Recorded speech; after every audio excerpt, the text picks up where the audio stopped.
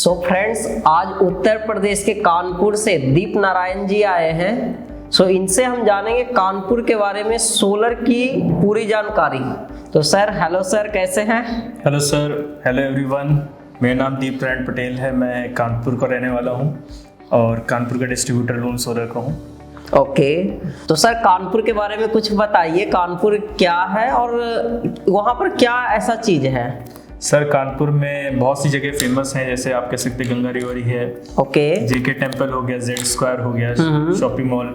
Okay. Kanpur IIT हो गया, CHM Chhatrapati Sahu महाराज university. IIT को तो सब जानता है सर, पूरे इंडिया में सब लोग जानते हैं। अच्छा, बढ़िया है। वहाँ पर रेलवे कनेक्शन बहुत हर जगह का वहीं से जाता है। जी हाँ, मेट्रो का काम चल रहा है। अच्छा, मेट्रो का भी है। रेलवे जहाँ तक हर मतलब ईस्ट इंडिया में जाने वाली रेल अधिकतर कानपुर होते हुए ही जाती है। बिल्कुल। सही बात। कहीं से भी जाना है तो कानपुर होके जाना है। हाँ, मतलब जाते समय ये दिखता है कि खाली रेलवे लाइन ही खाली है। अच्छा, सो कानपुर के बारे में मतलब हम ये जानना चाहते हैं सर कि हर एरिया में कुछ रूरल एरिया होता है, कुछ अर्बन एरिया होता है। बिल्कुल। कानपुर में भी ऐसा होगा? बिल्कुल सर। तो वहाँ पर कौन सा एरिया, मतलब कानपुर की पॉपुलर जगह कौन सी है और वहाँ पर कनेक्टिविटी किन किन एरिया की रहती है जनरली?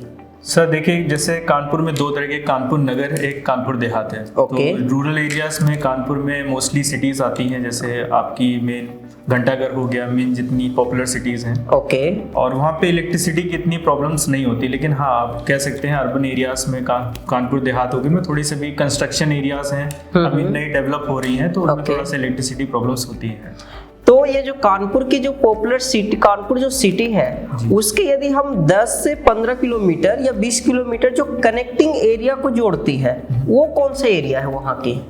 जैसे कि आप कह सकते हैं कि कनेक्टिंग एरियाज आप कानपुर आईआईटी से ही स्टार्ट करिए, तो मतलब रावतपुर हो गया, रावतपुर के आगे आप जाएंगे तो मतलब फजलगंज हो गया। ये सब मतलब अच्छी सिटीज हैं जिसमें मतलब इतनी इलेक्ट्रिसिटी प्रॉब्लम्स नहीं होती हैं। ओके। और जितना आप आईआईटी के इधर आएंगे तो आपको कानपुर देहात का एरिया लग जाता है। वहाँ पे अभी नई कंस्ट्रक्शन एरियाज हैं, नई बिल्डिंग्स बन रही हैं। ओके। तो वहाँ की कानपुर की रूरल एरिया की हम बात करें तो कौन कौन से एरिया है सर? फजलगंज, गोविंद नगर। ओके। और आप रामा देवी, इधर पूरा कानपुर एरिया ही कवर करता है sir. Okay. Okay. So as of now Kanpur की लोगों की पावर कंडीशन कैसा है? जैसा कि अभी बताया कि बिजली जाती नहीं है। बिल्कुल। तो सोलर की स्कोप है या नहीं है? बिल्कुल है सर। कैसे? As per the electricity cost आप कह सकते हैं कि सोलर की बिल्कुल है। कैसे? क्योंकि आप नॉर्मल भी बिल किसी भी घर का देखेंगे तो उसका किसी का घर 3000 4000 से नीचे नहीं आता है। ओके। तो अगर वो सोलर पे अपने आप को करता है तो उसका जीरो कॉस्ट हो जाता है। वो कैसे? कस्टमर को सिर्फ वन टाइम इन्वेस्टमेंट करना है, सोलर लगाना है, उसके बाद उसको इलेक्ट्रिसिटी से कोई उसको प्रॉब्लम ही नहीं रहेगी। दिन में सोलर चलेगा, रात में उसमें बैकअप मिलेगा। ओके। ओके। सो इसके पहले हम ये जानना चाहेंगे कि वहाँ पर सोलर सिस्टम को लोग समझते हैं या उनके सोलर सिस्टम को लेके किसी और टाइप की सोच है? सर, कस्टमर को भी बहुत से ऐसे कस्टमर हैं जिनको मतलब अभी अवेयरनेस नहीं कि कितने कैसा सोलर सिस्टम होता है। कस्टमर आता है हमारे पास, कहता है कि हमें सोलर लगवाना है। ओके। हमें कस्टमर से पूछना पड़ता है कि आपको ऑफ ग्रिड कराना है कि ऑन ग्रिड कराना है। तो कस्टमर को भी बहुत लोगों को नहीं पता है कि ऑन ग्रिड क्या होता है। ये बताना चाहेंगे ऑन ग्रिड क्या होता है और ऑफ ग्रिड क्या होता है? सर, ऑन ग्रिड वो सिस्टम होता है जिसमें सोलर पैनल्स जो ग्रिड कनेक्टेड होता है। ओके। और ऑफ ग्रिड सिस्टम जो वो होता है जिसमें ग्रिड कनेक्टेड नहीं होता, जिसमें हम बैटरीज का यूज करते हैं। ओके। मतलब बैटरी वाला ऑफ ग्रिड है, अब विदाउट बैटरी वाला ऑन ग्रिड है। जो ग्रिड कनेक्टेड हुआ तो वो ऑन ग्रिड हो गया। अब दोनों की जरूरत कैसे समझेंगे कि किसको ऑन ग्रिड की जरूरत है, किसको ऑफ ग्रिड की? कस्टमर को मतलब रात में बैकअप चाहिए उसको, ठीक है, तो वो उसे ऑफ ग्रिड सिस्टम की तरफ जाना पड़ेगा, उसे बैटरीज लगानी। अगर किसी कस्टमर को बैकअप नहीं चाहिए, जैसे कानपुर की है तो लाइट्स नहीं कटती हैं, तो वहाँ पे आप ऑन ग्रिड सिस्टम कर सकते हैं। ओके। ओके। लेकिन जहाँ पर अभी पावर कट वहाँ पर होती है क्या, मतलब कानपुर के आसपास के एरिया? कानपुर के बहुत से आसपास के एरिया हैं जहाँ पे इलेक्ट्रिसिटी प्रॉब्लम्स हैं। जैसे कि कौन कौन से एरिया है वो? आप पनकी कह सकते हैं। ओके। इंडस्ट्रियल एरियाज हैं सर, अभी भी बहुत सी लाइट्स की प्रॉब्लम्स होती हैं, तो वहाँ पे ऑफ ग्रिड सिस्टम ही लग रहे हैं सारे। ओके। सो अभी तक जहाँ पर अभी 2 साल में, जैसा कि आप बताए कि 2 साल से हम लूम सोलर के साथ जुड़े हुए हैं, तो अभी तक कितने सोलर सिस्टम लगाए, उसका कुछ एक्सपीरियंस शेयर करना चाहेंगे? बिल्कुल सर अभी तक मेरे 15 to 16 हो चुके हैं इंस्टॉलेशन, और एक्सपीरियंस मतलब लूम सोलर की है तो कस्टमर का बहुत अच्छा है। ओके, लूम सोलर के साथ भी, और वहां पर आप जो साइट लगाए कि जैसे हर साइट लगाने में कुछ ना कुछ चैलेंजेज आती है कि अलग अलग तरीके का चैलेंजेज आती है। कानपुर ऐसे एरिया में यदि आप सोलर लगाते हैं तो आपको किस टाइप की चैलेंजेज आती है? सर चैलेंजेस इन सेंस आप कह सकते हैं कि कस्टमर को पहले थोड़ा काफी समझाना पड़ता है हम लोगों को कि क्या कैसे लगेगा, कैसे क्या हम करेंगे, हमें अपनी साइट्स भी दिखानी पड़ती है कस्टमर को कि देखिए ये ऐसे चलेगा, ऑन ग्रिड सिस्टम में ऐसे आएगा, ऑफ ग्रिड में ये आएगा। फिर उसके बाद कस्टमर को उस टाइप से बताते हैं कि सर ये आपका इतना कॉस्ट करेगा, इतना आपका यहाँ पे सेटअप करेगा। फिर हम लोग विजिट भी करते हैं सर कि आपका कैसे क्या मतलब पूरा होगा। अच्छा, तो दीप नारायण जी, जैसा कि हम देखे हैं कि कई जगह पर ना घरों की छत जो होती है अलग अलग तरीके की होती है। जैसे मुंबई साइड हम चले जाएंगे तो वहां पर जो छत अभी जैसा कि यहाँ पर दिख रहा है आरसीसी रूफ फ्लैट है, ऐसा नहीं मिलता है। वहाँ टीन शेड मिलता है, सीमेंट वाला मिलता है। कानपुर ऐसे एरिया में घरों की छत किस टाइप की है? सर सारी सीमेंटेड ही मिलती हैं जो आरसीसी की रहती हैं। मतलब यहाँ पर फरीदाबाद में जैसे है वैसे ही है, तो मान के चले जो फरीदाबाद में छत है वही छत कानपुर ऐसे एरिया में भी है। बिल्कुल। अच्छा ठीक है, तो वहाँ पर इस टाइप की चैलेंजेस तो आती नहीं होंगे कि हमें टीन सेट लगाना सर है? ऐसे चैलेंजेस आते हैं तो sir companies customize stand provide करती है। ओके, तो हम उस हिसाब से उनके हिसाब से स्टैंड्स लगाते हैं। ओके, सो इंस्टॉलेशन के ऐसा कोई चैलेंजेस नहीं है वहाँ पर। तो वहाँ पर प्राइसिंग को लेके कुछ आपको लगता है कि लोग प्राइस सोलर पे इन्वेस्ट इसलिए नहीं कर रहे हैं क्योंकि प्राइस बहुत ज़्यादा है? सर कस्टमर को एक तरह से ये सोचना चाहिए कि हम अगर वन टाइम इन्वेस्टमेंट कर रहे हैं तो हमें लॉन्ग टाइम में रिटर्न भी अच्छा दे रहा है। अगर कोई कस्टमर जैसे 1 किलोवाट या 2 किलोवाट का इंस्टॉलेशन कराता है तो उसे इकट्ठा पेमेंट करनी पड़ती है, उसे लगता है कि बहुत ज़्यादा अमाउंट पे करना पड़ता है। राइट, लेकिन वो अगर कॉस्ट करे कि उसकी सेविंग्स कितनी हो रही पर मंथ का, उसका बिजली का बिल जितना वो पे कर रहा है, तो उसे अगर सेविंग्स में डालेगा तो at the end with in 1 और 2 ईयर में उसका वो रिटर्न बैक हो जाएगा। और उसके बाद 25 ईयर्स जो कि कंपनी देती है वारंटी पैनल्स पे, तो उसे 25 साल तक वो बिजली फ्री उनको मिलती है, वन टाइम इन्वेस्टमेंट रहता है। तो ऐसा वहां पर लोग को ये पता है कि यदि हम सोलर जैसे ट्रैक्टर लेते हैं, घर लोन पर खरीदते हैं, क्या वहां के लोगों को ये पता है कि सोलर भी लोन पर मिल सकता है या लगवा सकते हैं? बिल्कुल सर। अच्छा, उस किस टाइप की अवेयरनेस है उनको लोन के बारे में? सर लोन के बारे में कस्टमर हमारे पास आता है कि हमें मतलब फाइनेंस कराना है, तो कंपनी फाइनेंस की भी सुविधा प्रोवाइड करती है। अच्छा, मतलब लोन किस्त पर या ईएमआई पर लगा सकते हैं। अच्छा ठीक है।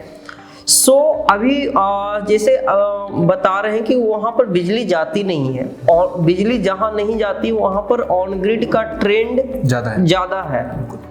तो आपको किस टाइप की चैलेंज आ रही है वहाँ पर? सर ऑन ग्रिड सिस्टम में बस थोड़ा सा प्रॉब्लम होता है नेट मीटरिंग में, और बाकी और कोई चैलेंजेस नहीं आता। अच्छा, तो नेट मीटरिंग में हम आपको बता दें कि सर भी हमें से पूछ रहे थे कि नेट मीटरिंग कैसे होता है। तो वहाँ पर आपको सर डिस्कॉम कौन सा है आपको पता है? Kanpur electricity board sir. Kanpur electricity board. तो वहाँ पर नेट मीटरिंग की बड़ा सिंपल पॉलिसी है। जैसे कि हम लोग पासपोर्ट बनवाते हैं, पासपोर्ट के लिए गवर्नमेंट ने वेबसाइट एक बना दिया कि आप यहाँ पर जाइए, एप्लीकेशन भरिए, आपको जो भी डॉक्यूमेंट मांगेगा आप जमा कर दीजिए, और महीने के 30 दिन 45 दिन में आपको बन के रेडी हो जाएगा। सेम प्रोसीजर नेट मीटर का भी है। ओके। नेट मीटर का जो कंट्रोल है वो है डिस्कॉम के पास, क्योंकि जो हम बिजली हमारे घरों तक पहुंच रही है वह पहुंच रही है कानपुर इलेक्ट्रिसिटी बोर्ड जो आपका है वहां से पहुंच रही है। आपका जो बिल बन के आ रहा है वो जो भी लाइन बिछाया गया है जो आपके लोकल डिस्कॉम का बनाया गया है। तो जो नेट मीटर की जो पॉलिसी है, जो भी रूल रहता है, वो डिस्कॉम डिसाइड करती है कि हमें किस कस्टमर को अप्रूव करना है और किस कस्टमर को अप्रूव नहीं करना है। एज अ गवर्नमेंट पॉलिसी जो सेंट्रल रिलीज किया है कि जितने किलोवाट का मीटर उनके घर में लगा हुआ है उसका 80% या 100% तक ही सोलर लगा सकते हैं। जनरली लोगों के घरों में 3 किलोवाट, 5 किलोवाट, 7.5 किलोवाट, 10 किलोवाट और आइडियल छोटे घर में 1 किलोवाट 2 किलोवाट रहता ही रहता है। तो ये है नेट मीटरिंग की पॉलिसी, और इसको आप ज़्यादा एक्सप्लोर करने के लिए हम आपको सजेस्ट करेंगे कि आप अपने घर पर एक बार अप्लाई करके देखिए कि हमें नेट मीटर कैसे लगेगा। आपको हमसे ज़्यादा इंफॉर्मेशन पता हो जाएगा कि आपको नेट मीटर लगेगा कैसे। ठीक है सर। तो यहाँ पर नेट मीटरिंग की वहाँ पर चैलेंजेस जो सर आपने घर पर, एक चीज़ हम और आपको बता दें कि सर जो सोलर सिस्टम लगाए हैं एक काफ़ी रिसर्च के बाद लगाए हैं। इनकी स्टोरी बड़ा इंटरेस्टिंग है जो आते समय हम सुने थे। सो आप बताना चाहेंगे कि आप सोलर सिस्टम की स्टार्टिंग कैसे किए थे और आज तक कैसे पहुंचे हैं? सर सोलर सिस्टम की स्टार्टिंग मैंने अपने घर से ही किया कि मैंने सोचा कि मैंने कहीं इंस्टॉलेशन नहीं किया है तो मैं अपने कस्टमर्स को क्या शो करूंगा। तो मैंने पहले सोचा कि मैं अपने ऑफिस में ही ये सेटअप कराता हूँ। तो मैंने अपने ऑफिस में 5 किलोवाट का सेटअप कर रखा है। अच्छा।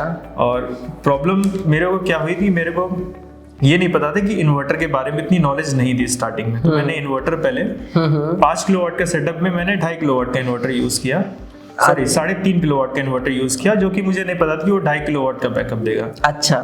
जिसमें मैं लोड रन कर सकता हूँ। और मैंने उसमें 3.5 किलोवाट का लोड डाला तो वो इन्वर्टर ओवरलोड शो कर दिया। उसके बाद मैंने फिर उसमें 5 किलोवाट का इन्वर्टर लिया, फिर उसमें 3.5 किलोवाट की फिर सेम प्रॉब्लम मेरे पास हुई।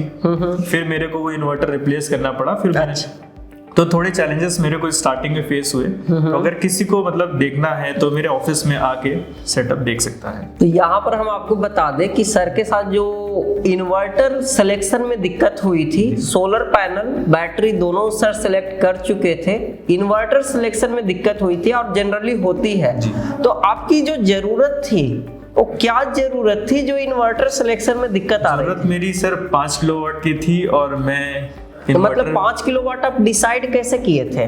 सर 5 किलोवाट की एक्चुअली मेरे घर में 2 एसी हैं और बाकी नॉर्मल लोड फ्रिज है और कंप्यूटर्स हो गए, मतलब 2-3 हैं तो रन होते। तो मेरा टोटल लोड मैंने जब कैलकुलेट किया तो मेरा 5 किलोवाट निकल रहा था।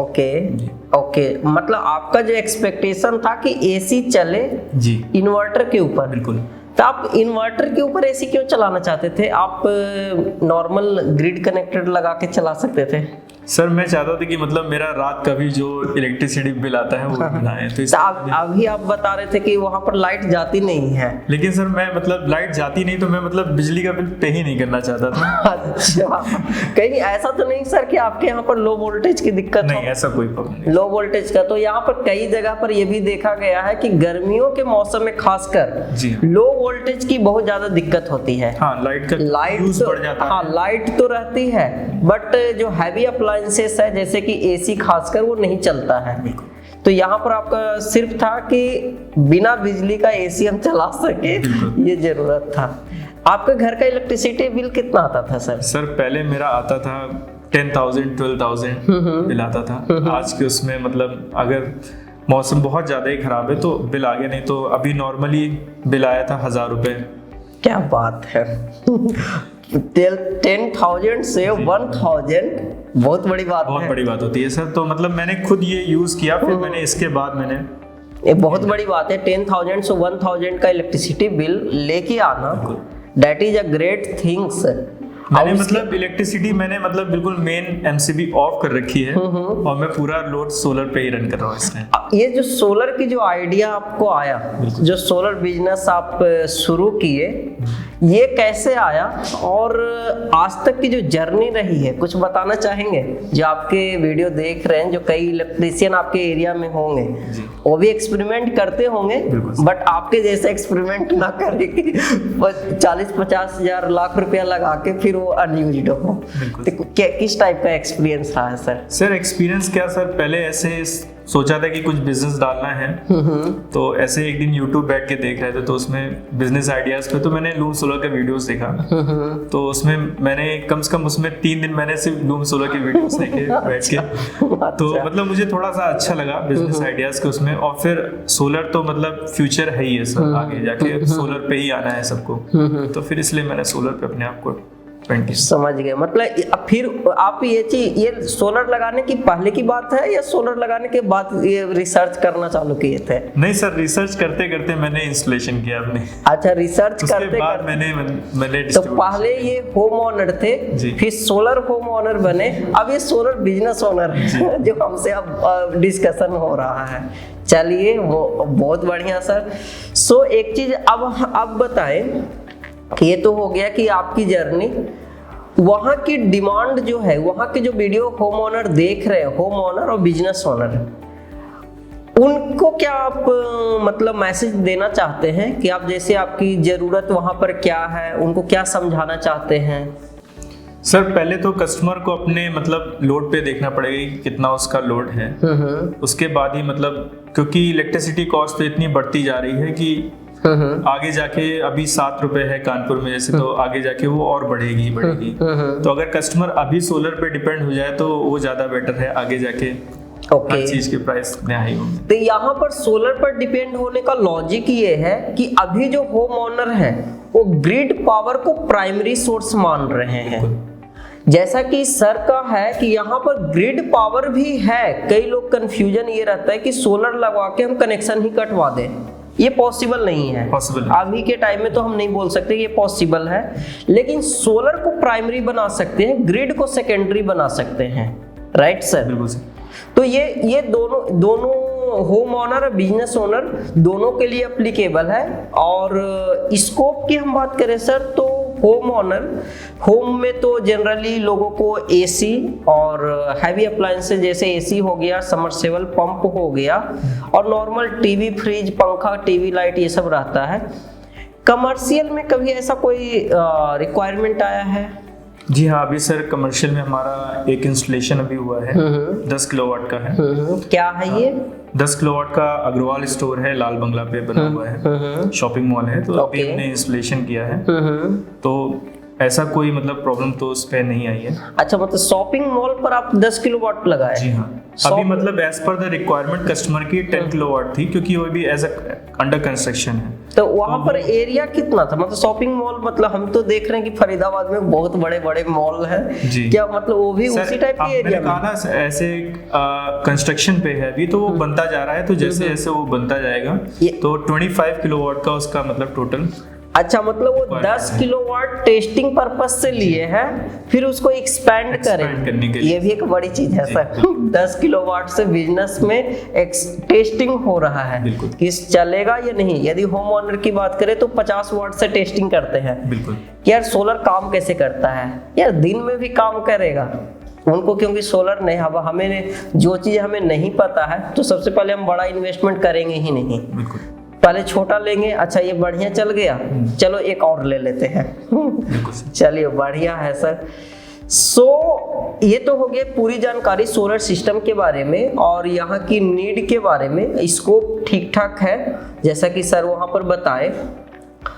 बहुत सारे लोगों का ये क्वेश्चन रहता है सर कि सोलर तो हम लगाना चाहते हैं, बट जब तक हम देखेंगे नहीं, आपके काम को नहीं देखेंगे, आप कहीं लगाए हैं या नहीं, या जिस कंपनी के साथ आप जुड़े हैं क्या हमारे एरिया में सर्विस मिलेगा या नहीं, तब तक हम नहीं लगाएंगे।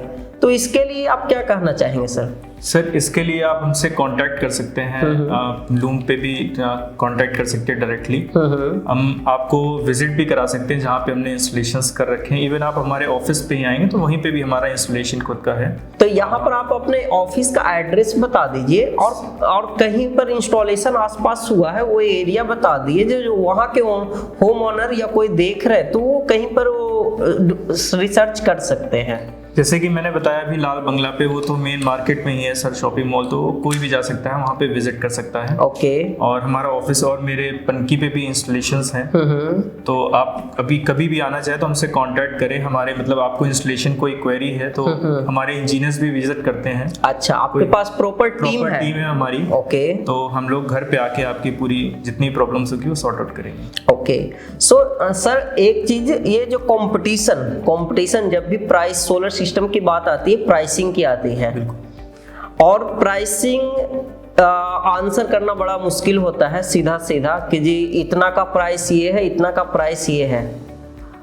वहां पर जो लूम का जो प्रोडक्ट है किस तरीके से आप कस्टमर के यहाँ इंस्टॉल कर पा रहे हैं?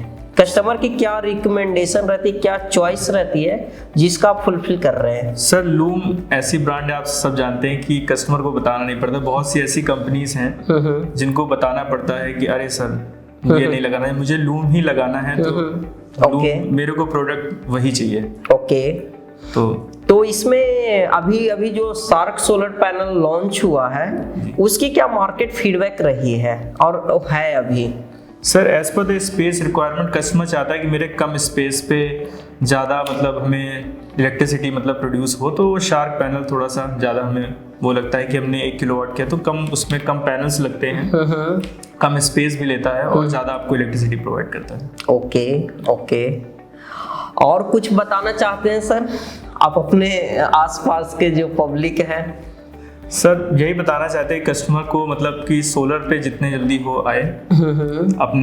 अगर नहीं आना चाहते तो पहले एक बार कोशिश करें कि देखें, हम पहले रिसर्च करें उसके बारे में। अगर कोई क्वेश्चन है, डाउट्स हैं तो हम लोगों से कांटेक्ट करें, कोई क्वेरी है तो। ओके, सो यहाँ पर कानपुर के जो आसपास के वीडियो देख रहे हैं और तो यहाँ पर जो लूम सोलर के डिस्ट्रीब्यूटर हैं दीप नारायण जी, उनसे कांटेक्ट कर सकते हैं और यहाँ पर जाके उनके साइट विजिट भी कर सकते हैं और अधिक जानकारी के लिए आप इनसे डायरेक्ट कांटेक्ट कर सकते हैं। Thank you sir. Thank you sir. Okay.